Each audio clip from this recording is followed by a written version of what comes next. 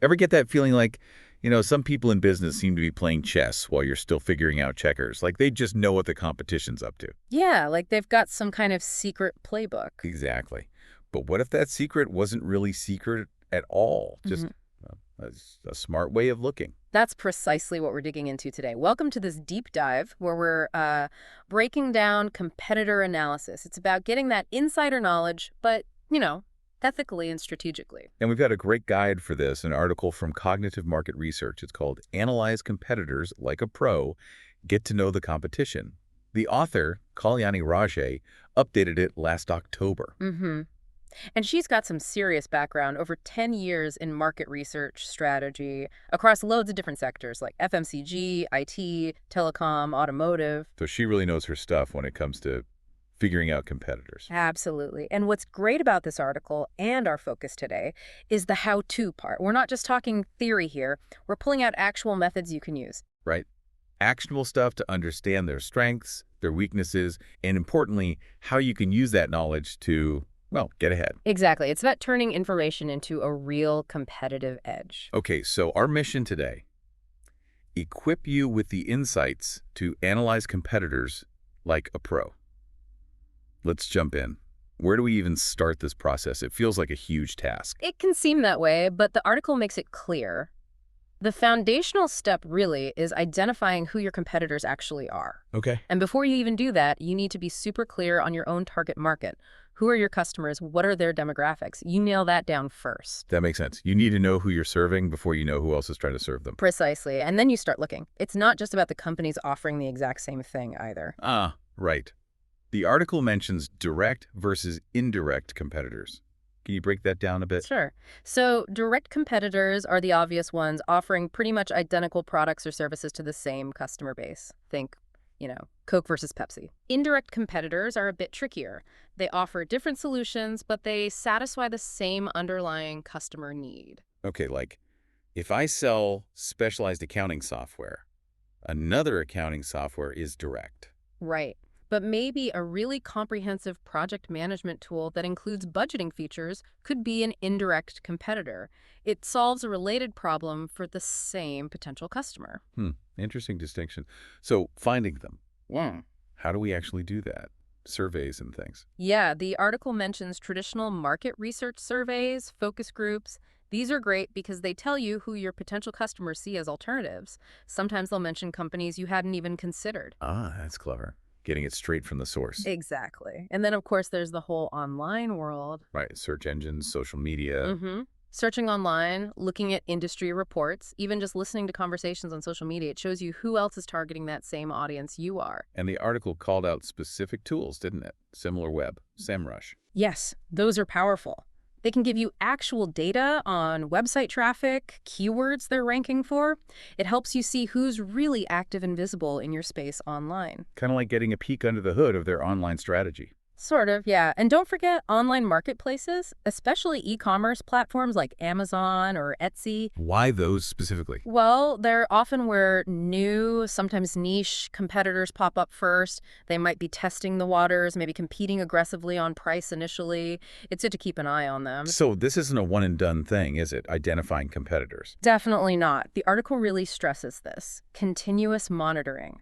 The market changes, new players emerge. You need ongoing market awareness, and crucially, keep listening to your customer feedback. They'll often tell you who else they're looking at. Okay, so we've got a handle on who they are. The really interesting part, I think, figuring out what they do well. Yeah. And maybe not so well. SWOT analysis comes up here. Right? SWOT: strengths, weaknesses, opportunities, threats. When analyzing competitors, you're mainly zeroing in on their strengths and weaknesses. So strengths first. How do we spot those? Is it just looking at their shiny marketing? That's part of it, but you need to dig deeper. What are their truly unique product features? What makes them stand out? The article suggests looking at market surveys again. What do their customers say they value most? Ah, customer perception again. Makes sense. Yeah, and scour those online reviews, social media comments, forums. That's often where you find genuine praise for specific things. Also, look at their pricing in relation to their reputation. High prices plus happy customers often mean strong perceived value or quality. And things like sales figures, if you can find them. Absolutely. Strong financials, consistent sales growth, those usually point to underlying strengths like efficient operations or a really loyal customer base. Okay, that makes sense. What about the flip side? Weaknesses. How do we uncover those? Look for patterns of complaints. Is their customer service consistently flagged as slow or unhelpful in reviews? Is the product selection seen as limited or outdated? Maybe their brand has taken a hit recently. So comparing things side by side helps. Like our features versus theirs, our pricing versus theirs. Definitely. Comparative analysis is key. Compare their offerings, their pricing, even how well they seem to engage with customers online versus how you do. Gaps there can highlight weaknesses. Now, the article mentioned something called sentiment analysis. Right. There are online tools that can analyze the general feeling positive, negative, neutral, and online mentions of a competitor. It's a quick way to gauge overall customer satisfaction or dissatisfaction on social media and review sites. That sounds incredibly powerful, like taking the temperature of their online reputation. Exactly. And understanding these strengths and weaknesses is crucial. It lets you know where they might attack from, but also importantly, where they're vulnerable. Where can you offer something better? Okay, this flows nicely into the next bit. Competitor intelligence, or CI. Sounds a bit cloak and dagger. Huh. It can sound that way, but it's really just about systematically gathering and analyzing information. It's not just knowing what they do, but trying to understand why they do it and maybe even predict their next move. It's all about informing your own strategy. So how do we gather this CI effectively? Are we talking about industrial espionage? No, nothing like that. The article focuses on ethical, above-board methods. A lot starts with publicly available information. Like what? Their own websites, for starters. Press releases, what are they announcing? New products, partnerships, annual reports, if they're public, can be gold mines. They often detail offerings, sometimes hint at pricing strategies, and spell out their goals. Right. Even their carefully crafted PR can reveal priorities if you read between the lines. Precisely. And then, back to social media. It's not just for sentiment analysis. You actively watch what they post, how they engage, what campaigns they run. It gives you real-time clues about their focus. Just following their accounts and seeing what they talk about. Yeah, and even looking at the discussions around their brand, not just by them. What are people saying in comments or forums? And those tools, again, SEMrush, SpyFu, they play a role here too. Big time.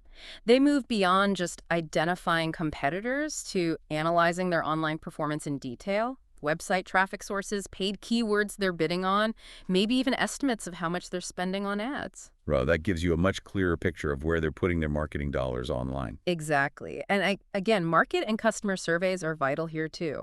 How do customers actually perceive the different brands out there? It's not just what the company says, it's what the market thinks. The article also mentions something perhaps less obvious: industry conferences and networking events. Really? How does that help? Well, you can learn a lot from just listening to their presentations, seeing their booths, even casual conversations. You pick up on their messaging, sometimes get hints about upcoming initiatives. So it's like assembling a puzzle. You get pieces from their website, from social media, from data tools, from customer feedback, even from industry chatter. That's a great way to put it. You combine all these methods for a comprehensive view. And the article had that interesting fast fact about Fortune 500 companies, remember? Oh yeah, something like 90% of them have formal CI programs. Exactly. It really underscores how important the big players think this is. It suggests that, really, organizations of all sizes should probably be thinking about investing more in CI, whether that's tools, time, or even dedicated people. If the giants are doing it, there's probably a good reason. Okay, so we're gathering all this intelligence. Now what? How do we actually learn from, say, their marketing strategies? This is where you start applying the intel. You monitor their marketing content closely, social posts, emails, website copy. What kind of message are they using? What's their tone? What value are they emphasizing? You try to figure out what seems to be working for them, what resonates with their audience. So it's not just cataloging what they post, but analyzing the how and why. Exactly. Look at their ads. Google ads, social media ads. What are they promoting? How are they positioning themselves? Are they going for low cost, premium quality, innovation, speed? And I assume those competitor analysis tools help here too. For sure. They can highlight trends your competitors might be tapping into, or reveal consumer preferences they're addressing effectively in their marketing. What about understanding their audience better? Yes, using social media analytics tools, you can often get insights into the demographics of their followers and see which posts get the most engagement, likes, shares, comments. The article even mentions tools like BuzzSumo. BuzzSumo, what does that do? It helps you find content that's been super popular online for specific topics or industries, so you can see what kind of content related to your field is really getting traction, which might include stuff your competitors have put out. Oh, okay. And SWOT analysis again? But for marketing. Yeah, applying that framework specifically to their marketing efforts. What are their marketing strengths? Where do their campaigns seem to fall short? Learning from their successes and their failures helps you refine your own approach. So you can maybe adapt some of their successful tactics, but in your own brand voice, and definitely avoid making the same mistakes they might have made. Precisely. It fosters adaptation, innovation, and helps you develop marketing that's more effective and really focused on what the customer wants. Okay, this is all starting to form a clear picture. We identify, evaluate, gather intelligence, learn from their marketing. Now, the crucial step, turning all this into actual concrete strategies for our business. How do we bridge that gap? Right, the action part. The article says first, you need to synthesize everything you've learned. Look for the patterns. Are multiple competitors strong in innovation but weak in support? Is there a gap in the market for a particular feature everyone seems to ignore? Find the recurring themes, the big takeaways. Exactly. Once you have those insights, you brainstorm potential actions. If competitors are winning on product features, maybe you need to boost your R&D or adopt a new technology. If their customer service is a known weak spot, maybe you double down on training your team or implement a new CRM system. So you're directly responding to their strengths and weaknesses. Yes, but strategically. The article stresses learning from them, maybe even emulating successful attributes, but always maintaining your own brand distinction.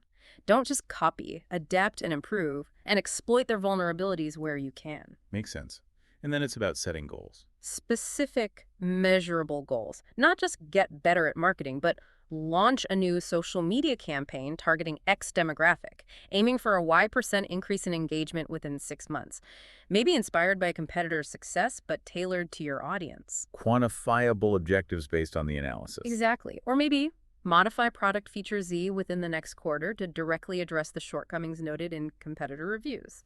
And this can't just live within one department, can it? Yeah. Marketing needs to talk to product development. Sales needs to know. Absolutely critical. The article highlights the need for cross-functional collaboration. Insights about competitors need to flow between marketing, sales, product development, customer service. Everyone needs to be on the same page for the strategy to work cohesively. It needs to be integrated into the whole business strategy. Right, and it's not static. You need feedback loops. Monitor how your actions are working. Are they having the intended effect? The market keeps changing. Competitors react. So you need mechanisms for ongoing monitoring and strategy adjustment. That continuous cycle again. Review, adapt, review, adapt. That's how you build sustained competitive advantage and stay agile. This has been incredibly thorough. There was also that section specifically on market research studies, which kind of underpins a lot of this, doesn't it? It really does. While all the CI gathering is vital, formal market research surveys, focus groups, interviews provides that deep data-driven understanding of the competitive dynamics. It gets you inside the customer's head. How so? What specifically does it tell us? It helps you understand why customers choose one brand over another, what factors are most important to them. Quality, price, service, features. It gives you objective data on how customers perceive your company versus your competitors on these key factors.